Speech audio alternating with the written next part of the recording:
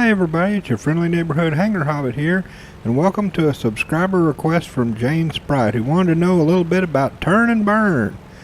But first I wanted to show you how big of a difference ping makes with these stupid spark spanos.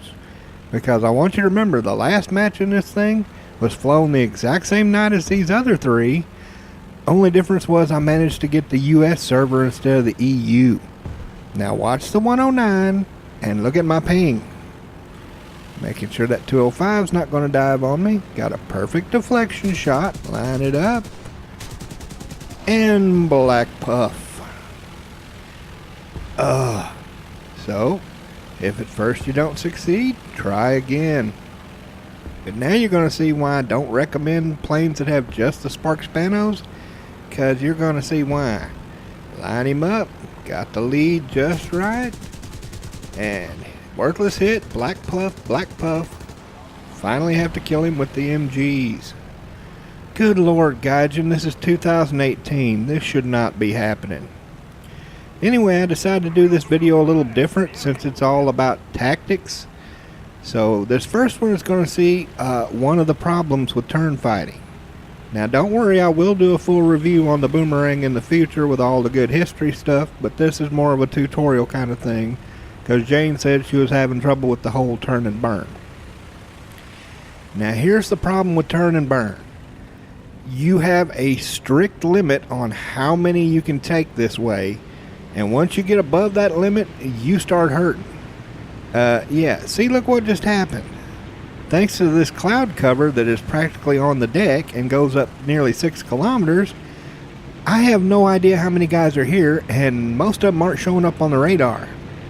So I went in here thinking it was a 3v2, suddenly find out it's a 6v2, and don't realize there's 3 more guys coming in. And I'm on the EU server and dealing with spark spanos. Eek, whoop, low bridge. Now you're going to see every person has a limit. How many they can take in a turn and burn. Now me personally, my limit is 2.5. And by 2.5 I mean if you got 2 of them that are decent energy fighters and one of them that's just meh, you know, like 2 109s and a 110, or 2 Lalas and an IL-2, yeah, that I can handle. Once you get above that limit, I can't keep up with that many dots. And it's made all the worse on this one because no dots. Oh, come here.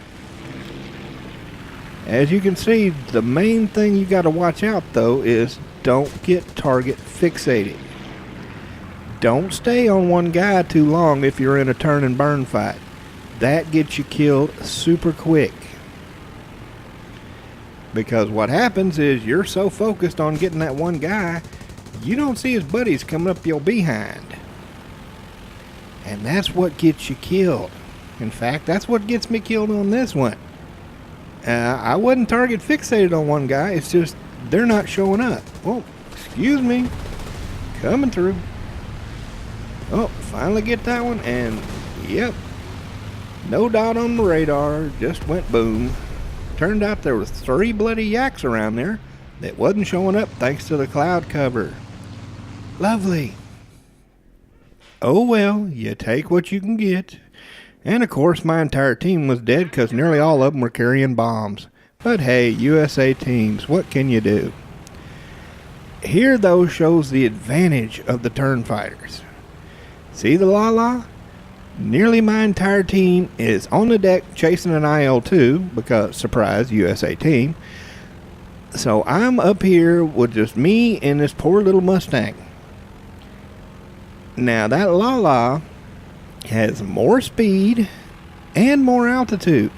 Well, lucky for me though, those 2 mooks are going to try to strafe the runway and get nuked, so makes it that much easier on me. Now what am I going to do when he's got more energy and more speed? Yeah, not going to take a head on, going to fake a head on, and then get him to play my game. See, he thinks he can just do a quick dive off, but I have locked onto him like a heat-seeking missile. And when he pulls up, use my superior climb rate in the short term, and boom. See, I have a little better energy retention than he does, and I stall a whole lot freaking lower. So don't be afraid to put it in the vertical if you know you're clear. Oh.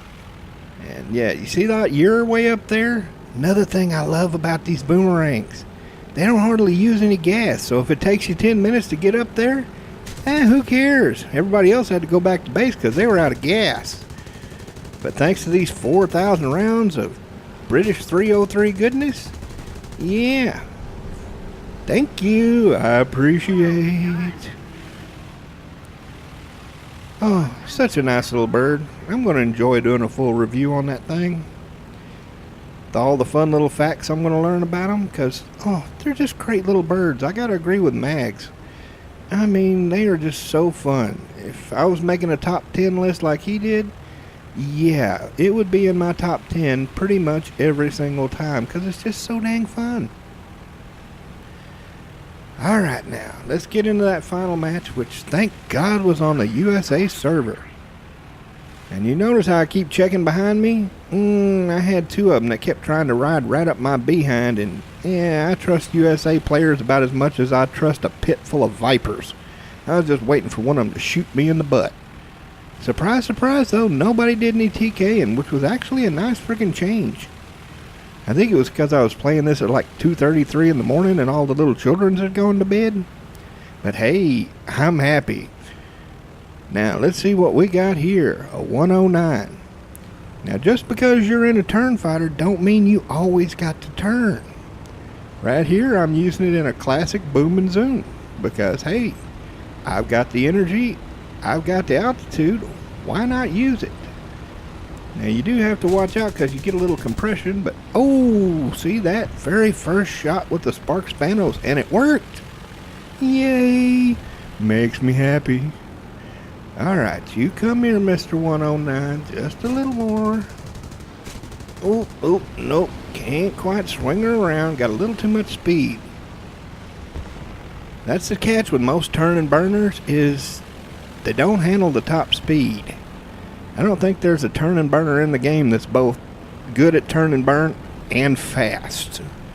It's like those things are mutually exclusive. You get one, you get the other, you're not getting both.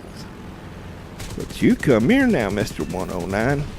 Thank you. Say goodbye to that tail. But yeah, I played just about every turn fighter in the game. You know, the biplanes to the Key 43s and 44s, all the way up to the Plaga Spitfire LF Mark 9s. And none of them have great top end. I don't know if that's just the way planes are. I am not a freaking aerospace engineer. But yeah, if you're going to fly a turn and burner, expect to be pretty much slower than most of the other team.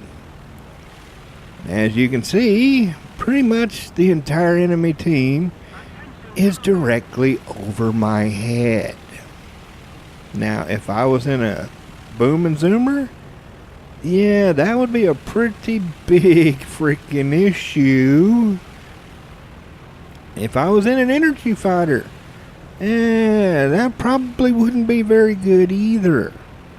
But the nice thing about turn and burners is you don't really need the altitude or the energy advantage. You really don't. The main thing is to keep your head on the swivel as I'm doing. And looky there, Mr. 109's flashing. That means he thinks I'm a Trisket. Oop, there's an A20 there though. I don't know whether he wants him or he wants me. Either way, I'm not going to sit here to find out. Oh, heck no. If he goes after my A20, I need to back the little feller up. Oh, you come here now. Oh. And as you can see, I'm shooting a little wild. After them 3 matches on the freaking EU server, I've got my lead off. That's the one catch with playing on multiple servers. Oh, come on. Just a little more. But, hey, I'm in a boomerang. I don't care. Oh. And guess what? Now we've got something I can enjoy. 2v1. 2 190s versus the boomerang.